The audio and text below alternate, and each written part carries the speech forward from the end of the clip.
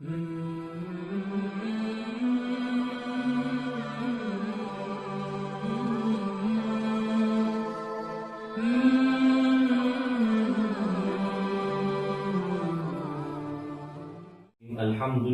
Rabbil Alamin Ar-Rahmanir Rahim Maliki Yawmiddin Iyyaka na'budu wa iyyaka nasta'in Ihdinas siratal mustaqim Siratal ladzina an'amta 'alaihim ghairil maghdubi 'alaihim waladdallin. Amin.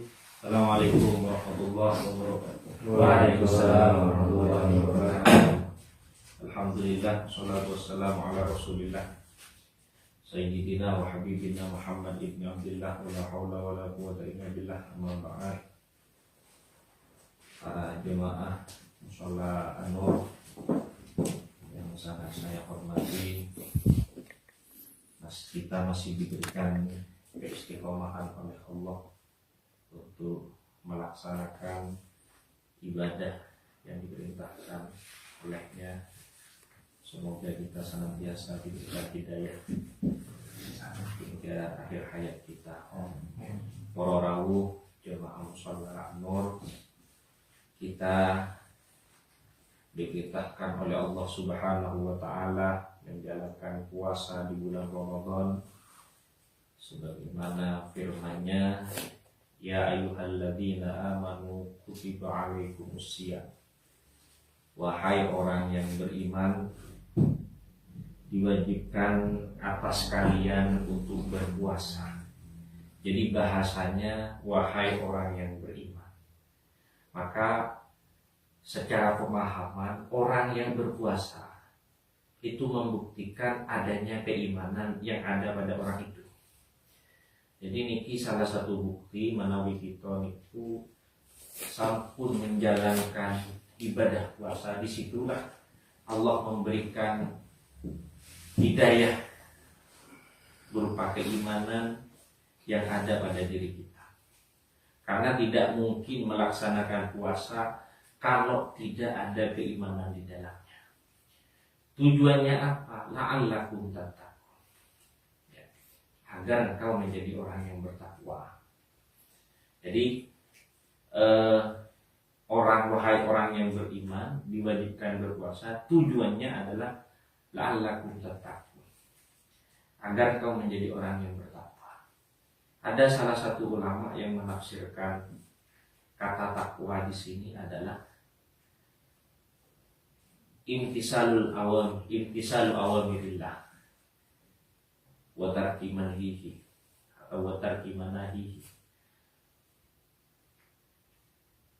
melaksanakan apa yang diperintahkan Allah dan menjauhi apa yang dilarang Allah. Tetapi sifatnya bukan hanya sementara, tapi secara istimror, itu katanya para ulama.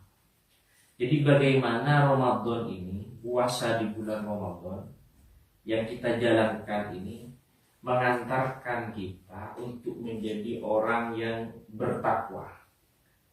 Bertakwa bukan hanya sementara, tetapi yang sifatnya kontinu, terus menerus.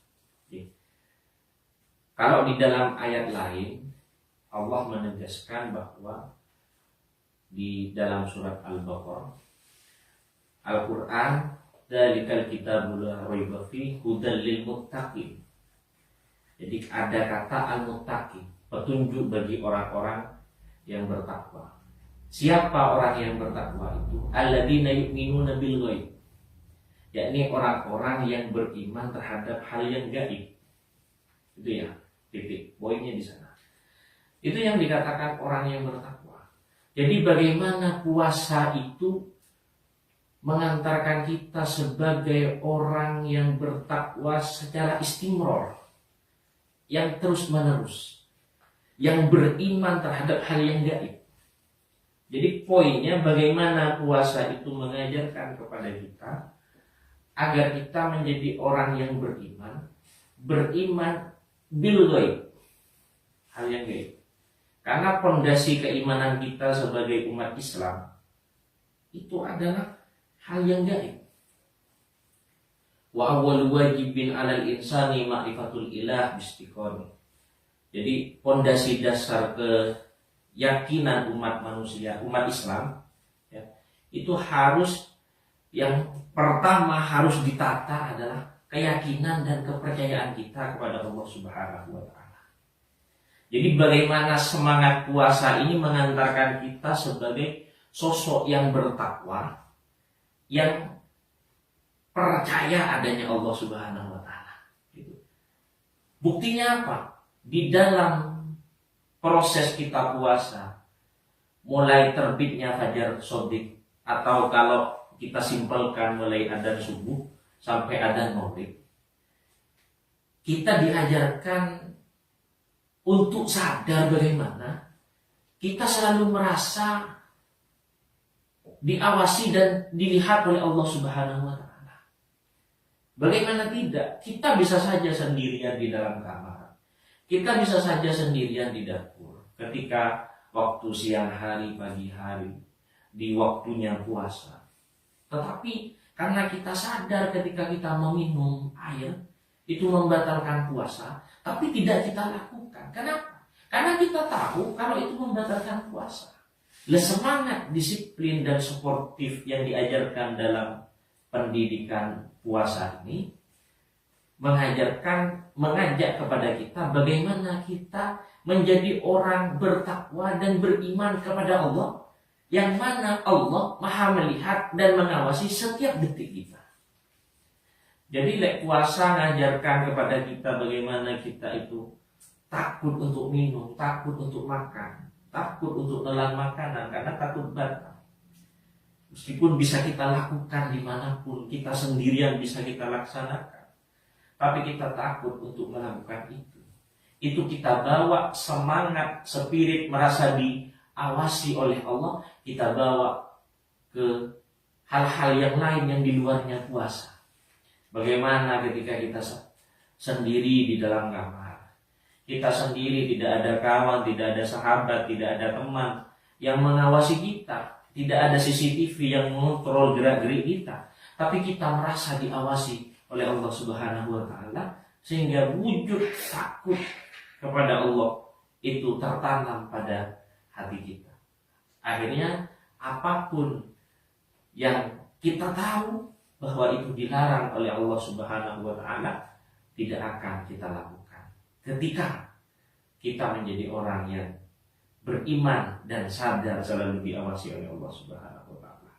Makanya itu, para rawi yang dirahmati Allah, ketika kita sudah beriman kepada Allah, takut kepada Allah, bertakwa kepada Allah, hal yang gaib mendasar adalah Allah Subhanahu wa Ta'ala, disitulah kita dilatih untuk sabar di dalam melaksanakan apa yang diperintahkan Allah, dan dilatih bagaimana kita sabar di dalam meninggalkan apa yang dilarang oleh Allah Subhanahu wa Ta'ala.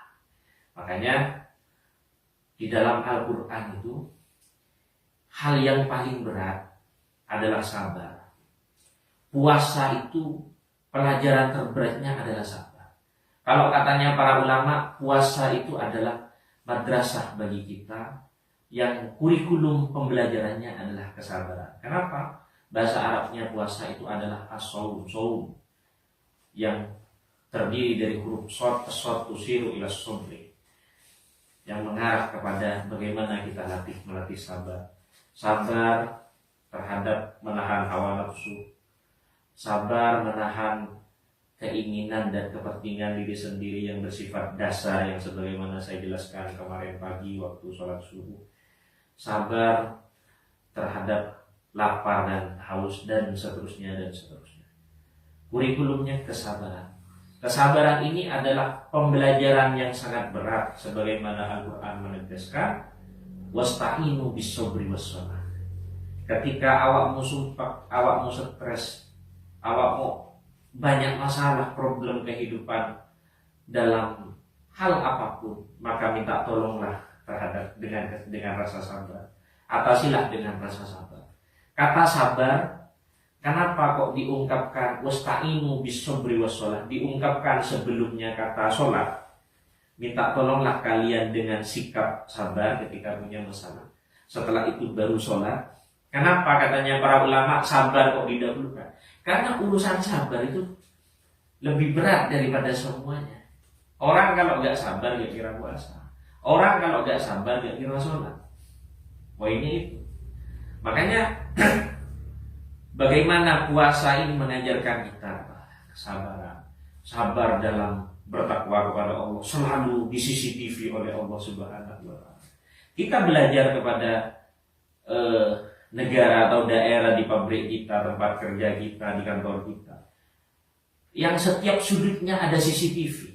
Ketika kita melakukan hal yang jelek, kita takut terpantau oleh CCTV yang mungkin akan terdeteksi, sangat besar terdeteksi oleh majikan atau bos kita.